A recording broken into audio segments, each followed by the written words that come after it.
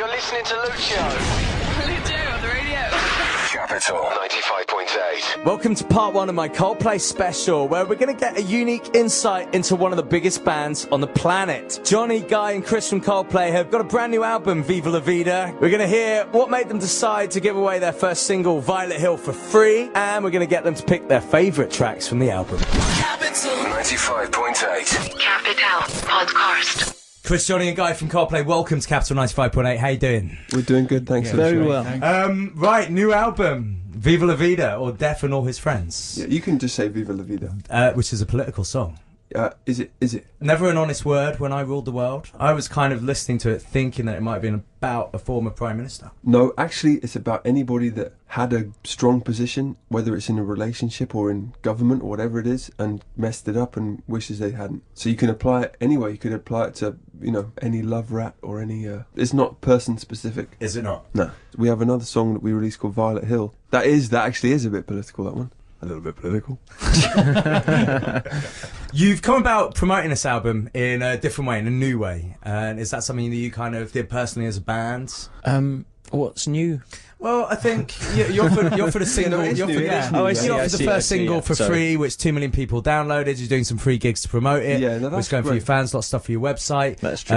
The deal with iTunes, giving another single free. Yeah. People pre-ordered the album, releasing on a Thursday. Yeah. I think you're that's right, man. quite innovative for a release of an album. Well, the truth is, we saw Radiohead's lead about they gave their album away for whatever price you wanted to pay, and we at that time were really feeling like we'd become this big machine, and we felt like the way we'd like to start off this whole new period is by just giving something away and saying, well, without sounding cheesy, like thank you to people who A, waited, and B, listened to us before. So we had to convince a few people to let us do it, but they did, and yeah, we're really pleased that we got to do that, and now we're doing these concerts for free in Madison Square Garden and stuff, and it's exciting and it's cool, and it is different, and I think it makes us feel quite alive, if you see what I mean. Was that something that you kind of wanted to do as a band, or how did that process come about? How did you decide to do those? Well, we really wanted to do something different. And free.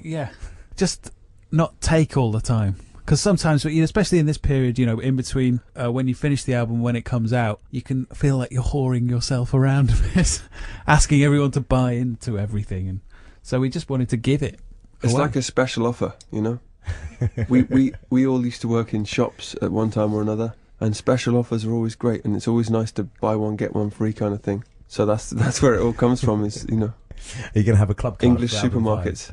Yeah, we should have a club card. It's a great idea. Yeah, if you come, you've been to 4 concerts. Have you got a cold card? Okay, in you come, free.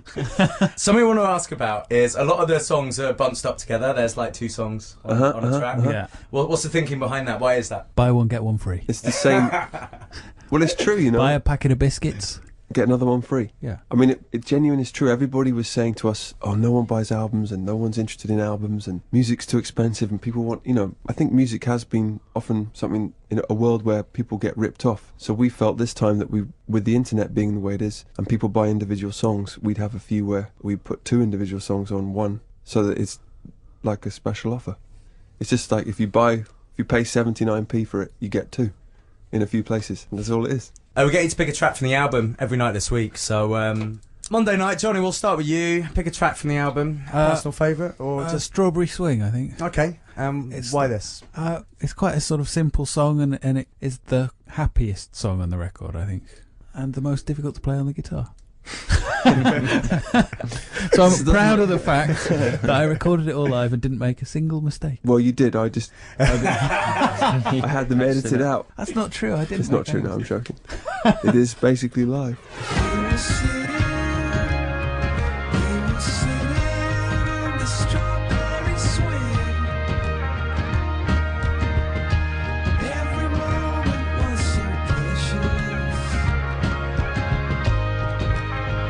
Do you guys feel you developed with the 4th album? I think so. I mean, we definitely tried to do as much differently as possible, starting with building our own studio and then deciding to work with Brian Eno and Marcus. So I think that was the idea, was to come up with something new.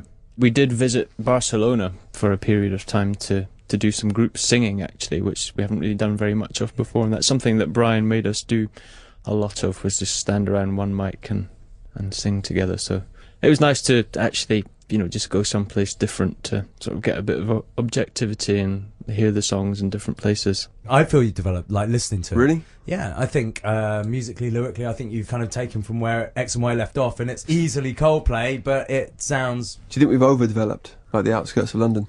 I don't think you're Crawley yet. Right, okay. Okay. So, best bits about living in London? Well, which bit of London, right, when you travel around the world, what's the one bit of London that you see that you kind of think, yes, I'm home? I love the parks, actually. Yeah, I was going to say the trees. Yeah, there's trees everywhere. Yeah. Regent's Park is brilliant, isn't it? Or What's your Hampstead favourite Heath. part of London? I like South London. I think South London's kind of where I feel home. What? Yeah, well, I live in South London. It's not even London. That's more like Africa. That's miles away. But I just I like Clapham, Brixton, Vauxhall, that kind of bit of South See, that's London. like the other side of the world for us. We never- I don't go north of the river unless We I get can help nervous. it. You see, Will, our drummer, used to live south of the river, and it always made us feel like when we cross the river, we're like, oh, how are we going to get home? That's how I always feel. But it is beautiful, though, I do admit. I think London is about wherever you land first is where you think is your home, because it's so big and so great. So we all landed around Camden, and that area is what we're used to. But yeah, I'm only joking about. Front page headlines: Chris hates south of the river. Okay, they'll want to find something negative in this. And Guy, you're... Well, I don't live in London anymore, but I do, I love the park tree. I do quite a lot of running, so... Guy just did the marathon. Which one? I The did. London one? I did the London Marathon. How yeah. was that? Yeah. He came second. It was long. It was long and painful. Would you do it again? I think I would, but I'm not in any immediate rush, if you see what I mean. There's a 10K it was definitely... coming up in July for our charity, Help a London Child. So, if you want us to do 10K, marathons, Well, if I'm around, I'd love to do that. Are you going to do it? Yes, I am. Great. And I don't run. You look like a fit person. No, you look like you're keeping shape. Yeah, but that's just like kind of, muscle stuff. I don't do any. Do your kind of listeners know what you look cardiovascular. like? There's a website, so, Right. but I kind of try and hide from the... But you have like a face for TV as well. But, I like getting on the tube and being anonymous the moment I leave the studio. Everyone could get on the tube. the easiest place to be anonymous is anywhere where there's lots of people and they're all minding their own business, and no one on the tube looks at each other because everyone thinks everyone else is weird. So do you still use public transport? Yeah, of course. We're getting to pick a track from the album every night this week. So yesterday, Johnny picked Strawberry Swing. Guy, we'll go with you tonight. I'm going to choose Cemeteries of London. I find this song a very visual song. It sort of conjures up images of London in Victorian times, which is sort of dark and foggy. Also, it comes from those postcards of London. You get those joke postcards which say London like at night. Birmingham at night, and it's just a black. I just thought that was what it comes from. You're ruining this for me. Yeah. It's true though. Here we go, Cemeteries of London from Coldplay.